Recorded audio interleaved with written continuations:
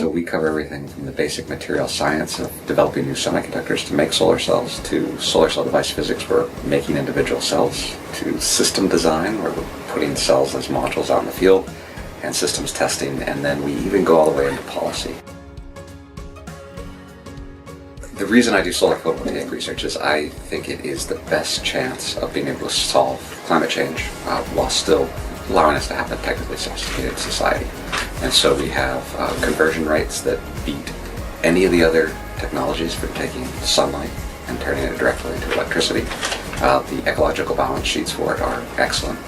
Very low emissions, very low toxicity, almost zero deaths associated with our technology in any way, shape, or form. Absolutely. And so that's just on a straight out level playing field. Once you start taking into account the externalities associated with conventional technologies, we completely blow them out of the water. Solar is probably the least expensive one out there, which is why we're growing so fast. So it's the fastest growing energy source by far in the world and the United States. It's creating tons of jobs. To put it in perspective, there's about 50,000 coal jobs left in the United States. We have more than 5 times as many solar jobs. And so it's 250,000 people that are working in the solar industry just in the United States. We're no longer a little player. It is rapidly growing, and there's no direct limit to how big it can get. So for example, if you, let's say, come from Detroit, your average house has more than twice the surface area on the roof that it needs to power itself throughout the entire year with conventional solar cells. Nothing fancy, space age NASA stuff, just what you can buy at Walmart now.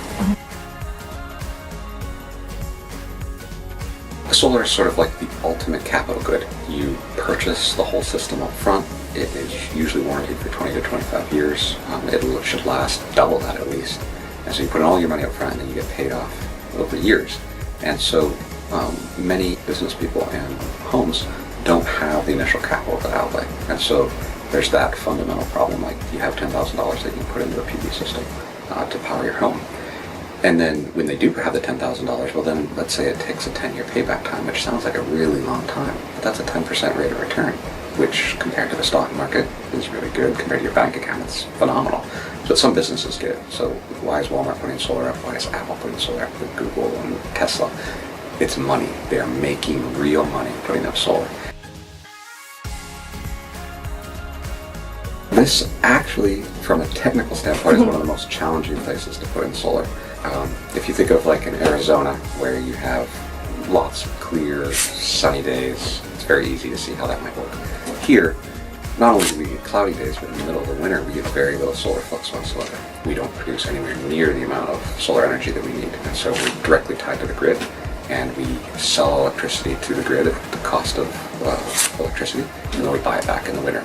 And the way it works is we end up getting a huge number of credits during the summer, and then that carries us through the winter. For solar here, snow represents a significant loss, and lack of sunlight in the winter represents a significant challenge if you're off-grid. Almost nobody's off-grid anymore. But economically, the reason solar makes so much sense, so take my garage rooftop as an example again, I'm earning a double-digit rate of return. How can I do that? It's because our electricity costs are so high here. So we're paying basically double the rate of the national average for electricity, and we have more than half the flux. So we're going to make more money. So you can make basically as much money here in the UP putting solar cells on the roof as you can in a place like California.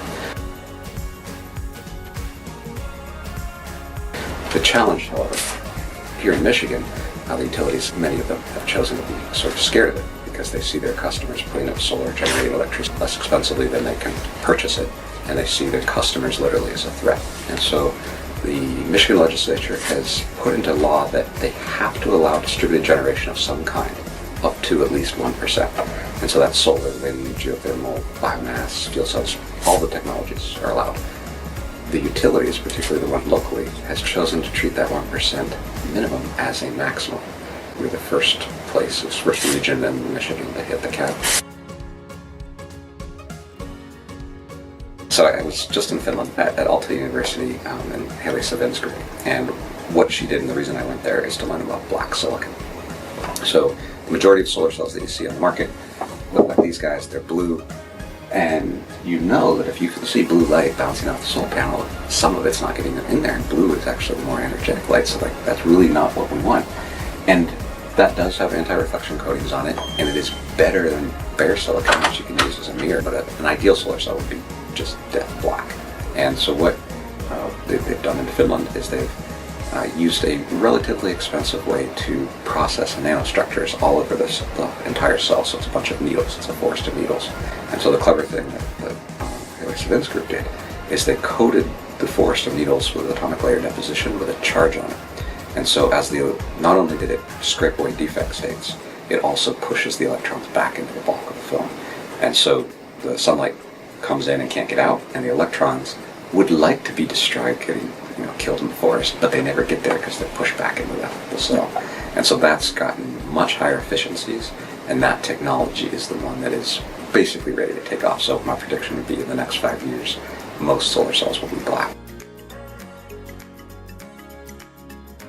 So in my humble opinion, I think a solar roadway is not the best technical solution. So it is true that if we covered a quarter of the road surfaces in the United States now, you could provide all of our electricity needs. There's lots of other unused surface areas like parking lots, for example, driveways that make more sense. If you're driving over the surface of something, you're going to have marring, you're going to have dust and dirt. And yes, the majority of road surfaces, they don't have anything over them for the majority of the time, but you're taking a relatively high-end product like a semiconductor and sticking it in the lowest cost product available, which is your concrete road surface. It is not the best technical solution. So that's called building integrated photovoltaics, or BIP. And actually my opinion is that would be the end future. So right now most solar installations have modules something like this. You put in aluminum rails, mount them on your roof, and then you mount the panels to it. And that's aesthetically not the most beautiful thing in the world.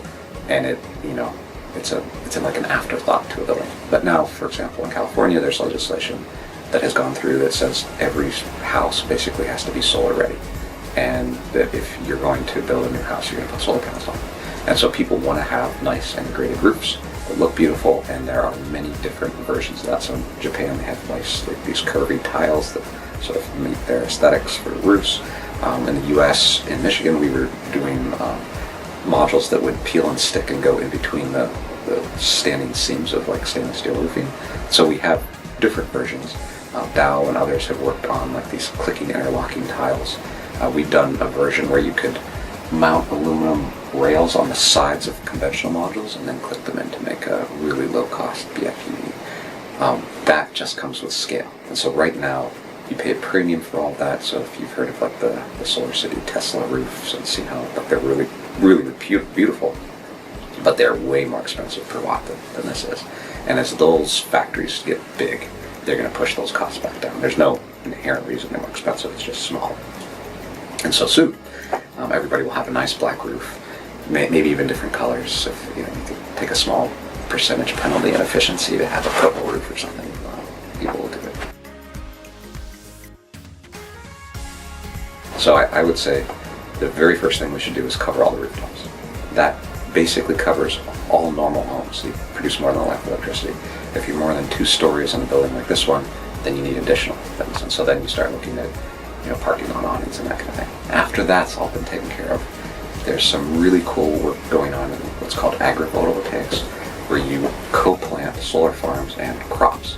And so, for example, lettuce farms actually produce more lettuce if they're partially slated with solar, and they get the runoff from the panels, and there's a bunch of nice little co-benefits. That makes a lot of sense. After we've done that, if we still need more electricity, then we can talk about awnings over top of highways, but I think we'll saturate the market with cheap solar electricity before that happens.